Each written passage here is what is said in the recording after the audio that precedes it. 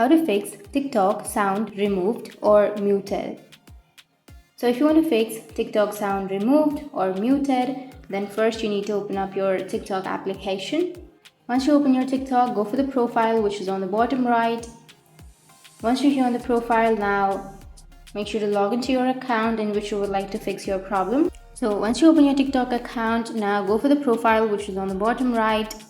Once you're here on the profile, now go for the videos that you have uploaded.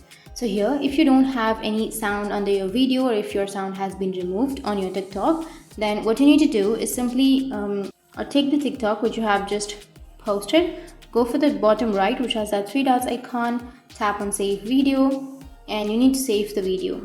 So wait for some time till the video saves itself. Once your video has been saved, you need to go back and go for the plus which is here on the bottom middle and just upload the video which you have just saved.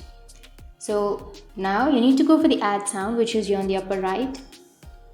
Once you're here on the add sound, you need to go for the volume option which is on the bottom right, and then you need to add the original sound to the highest and the added sound to the lowest. Once you've done that, you need to go for next which is on the bottom right and go for the post which is here on the bottom right.